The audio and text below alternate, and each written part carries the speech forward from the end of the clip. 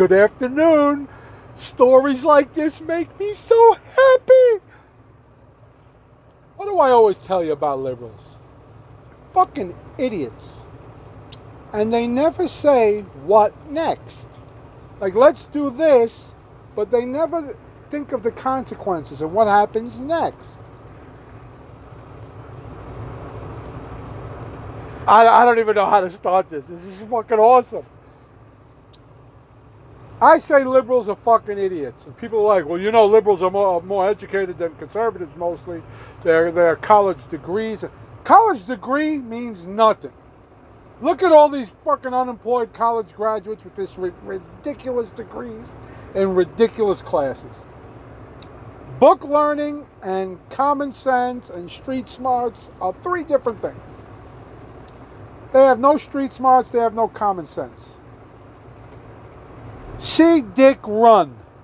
Then you take a test. What did Dick do? He ran. Wow, you're a fucking genius. No. Let me just read the headline. Let me lead up to the story. Princeton.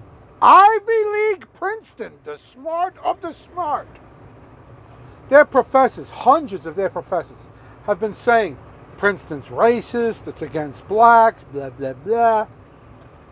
So the beginning of the month, the president of Princeton put out an open letter stating his university is racist because, you know, they got a virtue signal to the left. They got to be wokety woke. So what happens? That was weird. Let me decline that. So what happens?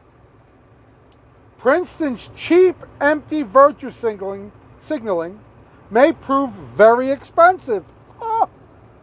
Oh, Princeton University President, El Presidente, Christopher Eisgruber, what a fucking name, has got himself into a bit of a bind, as the Washington Examiner's Tina Lowe first reported.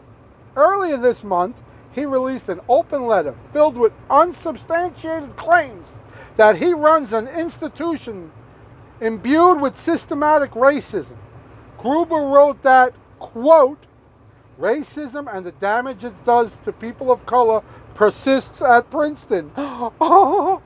He further asserted that, quote, racist assumptions, end quote, are, quote, embedded in structure of the university itself. Racism is embedded into Princeton's structure, into their foundation. The reader will likely recognize such claptrap for what it is, the completely insincere words of a cowardly, mediocre university administrator, fearful of the damage that social justice agitators could do to his school's reputation were he ever to fail to act in a sufficiently obsequious manner. I don't even know what word that is. Hey, I didn't say I went to college. Here's the good part. Fortunately, the U.S. Education Department is taking a more rigorous view of his comments. Eisgruber's admission that he runs a racist university puts his school's federal funding in jeopardy. Number one, why the fuck is Princeton, Harvard, Yale, any of those schools getting federal funding? That's number one. But that's another story. In jeopardy. The Civil Rights Act of 1964 provides that no person in the United States shall, on the ground of race, color, or national origin, be excluded from participation in, be denied the benefits of, or be subjected to discrimination under any program or activity receiving federal financial assistance.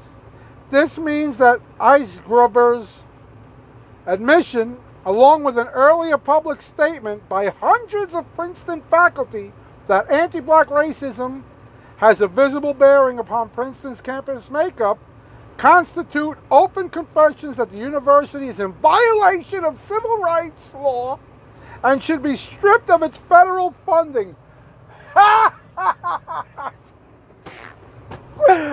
Oh, I love love stories like this because it shows you, I'm telling you the truth. These people are, but now, what's the other part of what I say about them? How they never say what's next. So what are Princeton's options? They could continue the virtue signal and just lose the federal funding, which I am all in for that. Or they could just tell the truth and say, we were just, kowtowing to the left, just virtue signaling. We didn't really mean it. In which the left will erupt. I mean, erupt. Princeton? Oh, fucked. Bye.